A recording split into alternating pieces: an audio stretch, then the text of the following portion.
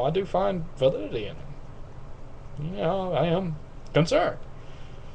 But am I concerned enough to go bonkers?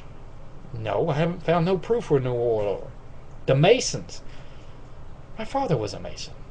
He wasn't a part of New World Order. Masons are like that. Masons are a group of people that came away from persecution.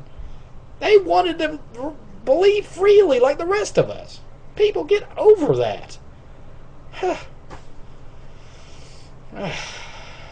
Anyways, I mean, you comment on my video, tell me what you think, but on this one video, I would ask all of you not to be a total dumbass about it. Give me some logical things going on here, what you firmly believe. And then we'll talk about it. Let's debate. Don't make me become a true troll now.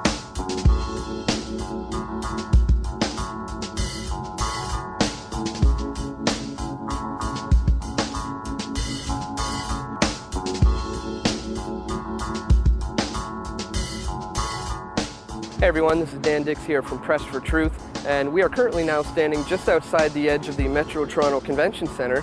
Now this is the location where we made our video report about a month ago, and as you can see, things have drastically changed since then. We are just 1 week away from the international banksters who are about to descend on our city, and as you can see, the police state is now being ramped up in the downtown Toronto core.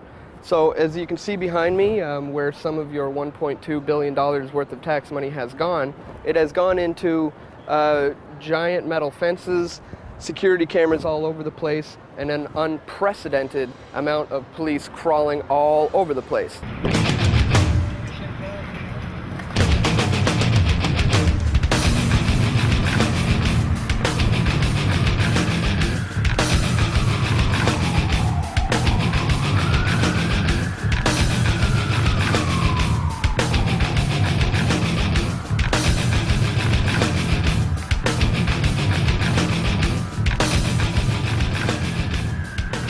Now here in Canada, we do have our own national bank, but as a condition of joining the G7, which became the G8 and is now the G20, we gave up the right to loan ourselves money at no interest. We gave that right up to the IMF, the International Monetary Fund, who is not held accountable to us whatsoever. Now the current governor of the Bank of Canada, Mark Carney, was once on the payroll for an organization known as Goldman Sachs. Now Goldman Sachs is currently under investigation for fraud down in America. So now here we have a guy who was once involved with international private bankers, now heading up the Bank of Canada, trying to get us to take loans from the International Monetary Fund and pay interest on these loans. An interesting little story is about where our money comes from and where the idea of fiat-based currency began. A long time ago, when people used to carry around their gold coins and their silver coins to pay for things in the marketplace, they wouldn't want to carry around all that metal. It was heavy, and logically they didn't want to carry it around.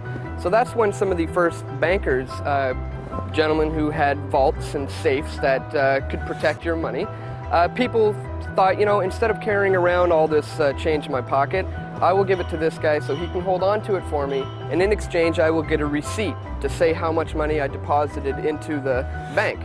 Now, these receipts began to be used and traded in the market basically as the first paper money. The problem is when the bankers realized that it was only a very small percentage of people who deposited their gold actually showed up with the receipts to get it back.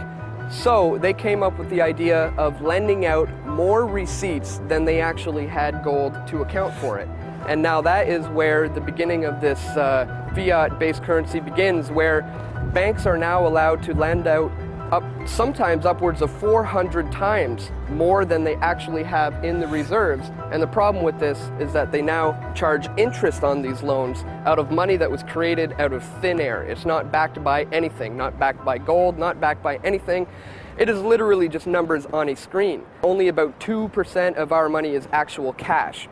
Everything else is mortgages, business loans, credit card debt, and that is the problem we have with international institutions like the IMF, who are coming here for the G20 summit to basically set up their global banking scheme. The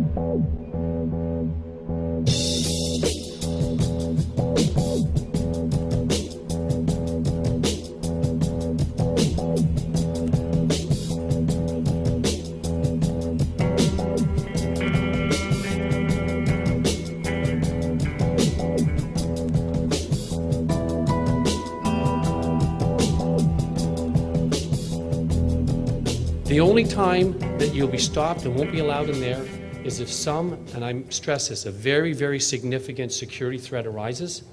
Those gates could close. And if they close, no one is getting in with a pass or without a pass.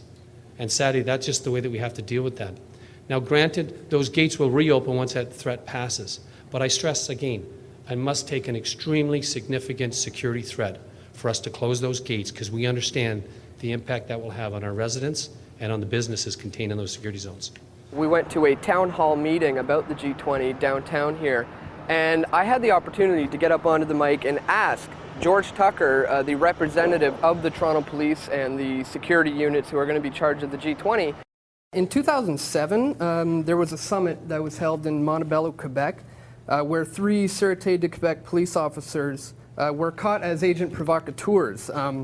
They were dressed as aggressive protesters with rocks in their hands in an attempt to incite violence. George, as a representative of the Toronto Police, can you assure us that the Toronto Police Force will not engage in any police provocateur agent activities at the G20 summit? Other matters, security matters, I'm not at liberty to discuss those in an open format. Now, just the other day, I saw on the news on CP24, they were laughing off the idea of people like myself making accusations about the police potentially doing illegal activities like being agent provocateurs. They laughed it off as a ridiculous conspiracy theory. No! Put the rock down, man! You're a fucking cop, the 3 of you! Go on, it's our line! These 3 guys are cops, everybody! As we confirmed yesterday, the 3 people in question were indeed Sûreté du Québec police officers performing their duties. So what that does is that really shows the fascist extremes that the Canadian government is willing to go through in order to discredit people who are going to be here protesting the G20. How are you doing today?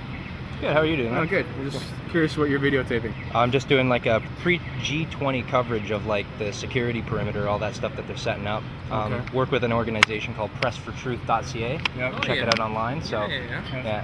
I've been on your website. Be sure to tune into pressfortruth.ca on June 25th, 26th, and 27th for our extensive coverage of the G20 summit.